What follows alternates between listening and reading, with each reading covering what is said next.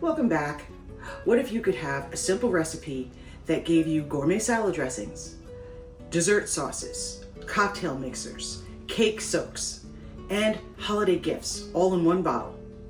That's exactly what infused fruit syrups do, and that's what we're going to do here today.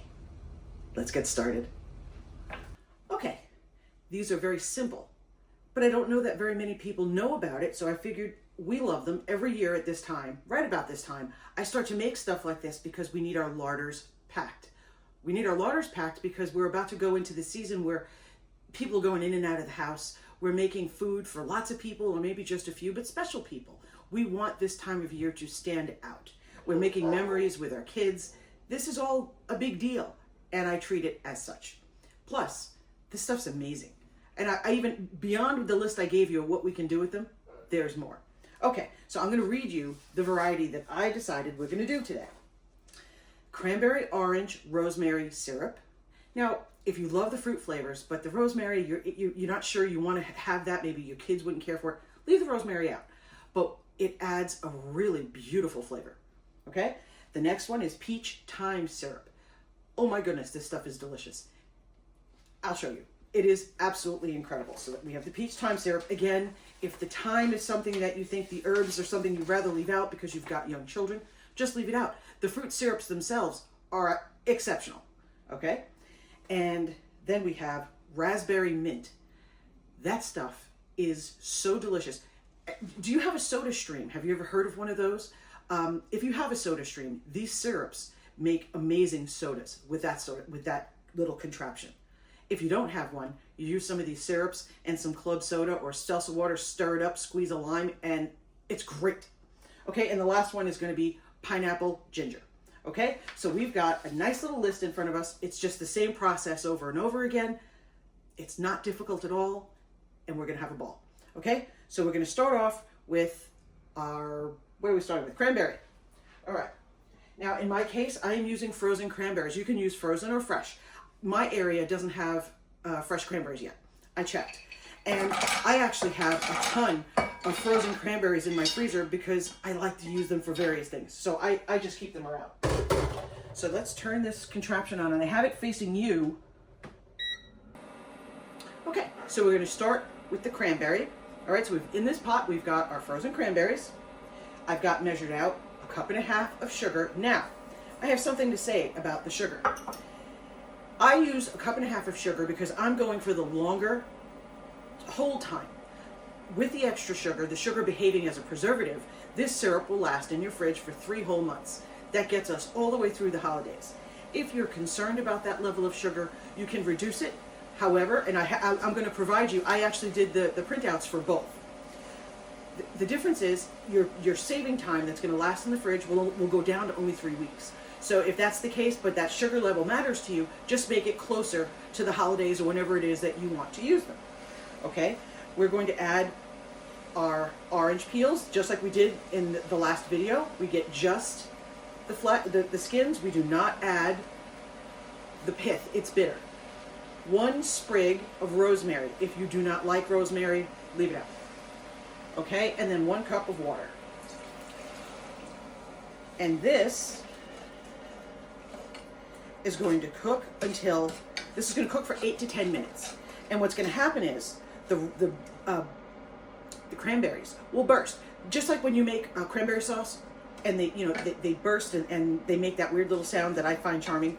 That's going to happen, but we're going to keep this going because by boiling this down, we are infusing the flavor of the cranberry, the oils from the orange, and a bit of that whole rosemary. I didn't squeeze the rosemary. I didn't do anything to it to release a huge amount of the oils. If you handle the herbs quite a lot, it releases those oils more. I didn't do that because I want just a delicate flavor of rosemary. If you're looking for a big hit of rosemary, bruise up your herbs a little bit and then drop them in. You'll get a stronger flavor. And don't worry that I'm giving you all these different wonderful things to keep in your larders and then not going to show you what to do with them. I would never do that. That's wasteful of your time and your resources, and I just wouldn't do that. So I'm just making sure all the things that we have to have prepared in advance because it takes some time for them to mellow out and to mature. I had to get those out to you first so then we could have everything ready to go And then I can show you the recipes on how to use them, all different ways, and we'll get to that shortly. We've just got to get all the larder ingredients all stacked up and ready to go. And right when we get to the end, we're going to add a bit of lemon juice. Now, lemon juice is also going to help us keep the acid level down. It's going to help us control the acid level so that we have our sugar, which is behaving as a preservative, and then we've also got that extra punch of lemon juice. Now, because we are not canning this, I'm using fresh lemon. If we were canning, we would have to use jarred canned lemon juice, whatever you call it, from the supermarket, because those are the rules. But this is going to be kept in the fridge, so I don't concern myself with that. I am using fresh lemon. Every year I make homemade cranberry sauce for Thanksgiving, and every year my parents would insist that I had to buy the canned stuff because they refused to eat homemade cranberry sauce.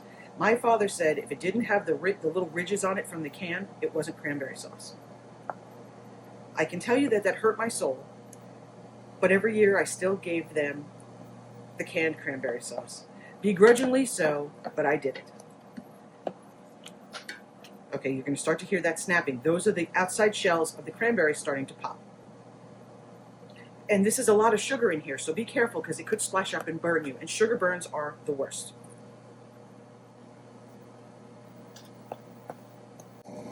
Okay, so the infusion takes place over 200 degrees. So that's why we want to bring this up to the boil.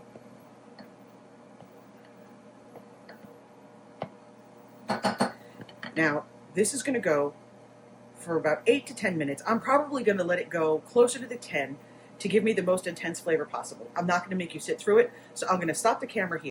You see the color has already changed. The color of these syrups is so beautiful. When I show you how to make a cake soak, this opens a whole new world if you've never done that. Okay, so here we are.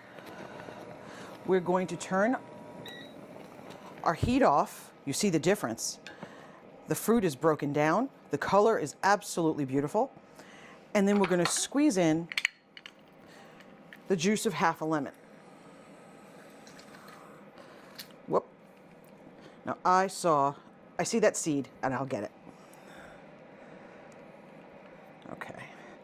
Not the juiciest lemon I've ever dealt with. I may have to add a little bit more. I wasn't delighted by that. Let's see if I can get a little more out of it. There we go. Okay. Now we get this seed out. There we go. All right, so we stir that in.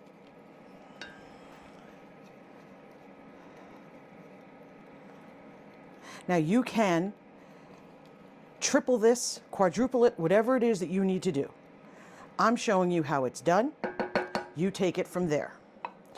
Okay, so I have this set up.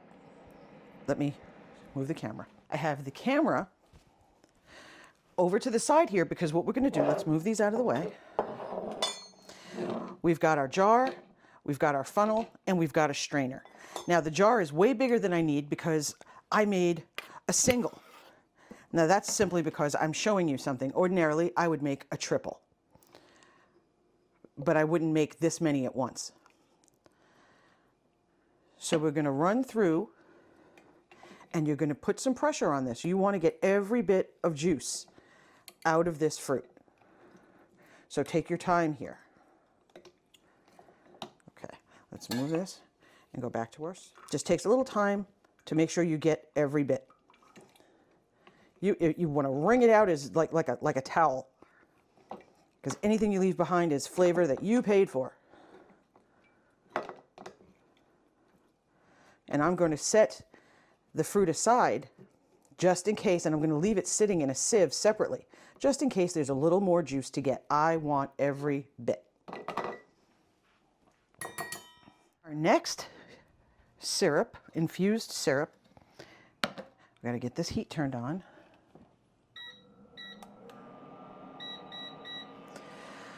This is going to be peach. That's our sugar. We need a cup of water. And in this one, we're using a little bit of thyme. So I've got the thyme here from 1, 2, from my garden that I dried myself, and I'm just going to drop it in there right on the stem. No need to remove it. Now this is going to be exactly the same thing. The ingredients are different, but the method is exactly the same. We're going to bring it up to the boil. Once it's boiling and the sugar is melted, we start our timer and it goes for about 8 minutes. Peaches, water, sugar, thyme. Yes. Okay. So that's going to come up to the boil. We're going to let it go for 8 minutes. We're going to strain it out and we'll have our infused peach syrup. At the end, we have to add our lemon. Let's not forget. At the end of every one that we do, we have to add about 2 teaspoons of fresh lemon juice. What I'm using for fruit, by the way, these are all frozen. So you can harvest all through the summer and, you know, just have everything ready to go in your freezer. We want to have all our good stuff stocked so that when it comes time for us to entertain, for us to make gifts, for us to just celebrate a Thursday with people we love, we have everything we need to make an incredible meal. No chemicals, no weird random stuff that we can't spell. Just the good stuff. Okay, our sugar is melted. You can tell because you can't feel that grittiness on the bottom anymore. You see the little tiny leaves are falling off of the stem. So the leaves will stay. I'm going to pull the stem in a little while, but then when we strain it, there will be no leaves in our syrup. It's just going to leave behind the flavor. The thyme has been in for 4 minutes. I'm going to remove the thyme because what I want to do is I don't want to have such a strong flavor of thyme that it battles the peaches. I want that flavor in the background. I don't want it in the front screaming along with the peaches. So for that reason, right about the 4-minute mark, I remove the herbs. Okay, this has 2 minutes left. And then we're going to turn the heat off. We will squeeze in our lemon juice. And then we will go ahead and strain our syrup and move on to the next. Now what we've got in our pan, raspberries. So we've got 2 cups of raspberries in here, 1.5 cups of sugar. We're going to turn our heat on, but we're adding to this, the herb of choice is mint. So I've got a nice sprig of mint here. I'm just drop it right in there. The particular variety of mint that is sweet mint. I grew it in my garden myself. And then we're going to add 1 cup of water. We're going to stir it quite a bit so that we don't have anything scorching or sticking to the bottom. Once it comes to the boil, we're going to let it boil for 8 minutes. But at the 4-minute mark, we're going to remove the herbs, just so that they don't overpower. Then we strain, and then we bottle. I will leave a link to the bottles. Where'd I get them? I believe I got them at Walmart. It might have been Amazon. You know what? I'll check. But they're beautiful, they're inexpensive, and I keep a lot of these on hand because, as you can tell, I'm always bottling up something. We have a choice. We can bottle things up in just a regular jar or even a leftover jar from something we've had before. Or we can make a decision that we want our larders to be a place of inspiration. We have all the goodies all prepared and waiting for us so that when we just blow these kitchens out with cooking and baking and all the good things, we have everything ready. Okay, so this is going to come to the boil. Again, I'm not going to make you watch this. I mean, it's the exact same process as before, so I'm going to go ahead and stop the camera. Okay, and now we're going to, let's see what we've got. Look at that color. Now, even though this is so much more liquidy because, of course, the raspberries fell apart, those 50 million little raspberry seeds, we don't want them in our syrup. So we're going to have to do a very good job of straining. We don't want any of them. Okay, we want pure liquid gold. No crunchy bits. Okay, so I'll show you what this is when we're done. Here's something I want to make sure I bring to your attention. This is the one syrup that we're not going to press down and try to get every little bit. We're actually going to do this instead. Why? Because pressing down on these little seeds, I find lets out this little bit of a bitterness that I just don't like it. And I'm going through this work. I want it to be the best it can be. We can stir it, give it a quick little stir, but no pressing. Okay? It's just for the little bit that you'll get, it's not worth it to release the bitterness. Okay, so I'm going to keep going. Okay, and we're up to our last one, which is, it might be my favorite, but I can't be sure because every time I taste the one before it, I say that was my favorite. This is pineapple ginger. In our pot, 2 cups of very ripe pineapple. You ever have one of those pineapples that as you're cutting it up, you know you need to do something with it, but you keep eating it, so you're almost worried you're going to have to open another pineapple? I just had that experience. That might be, I mean, it's absolutely heavenly. My gosh. Okay, we're going to grab our sugar, 1.5 cups of sugar.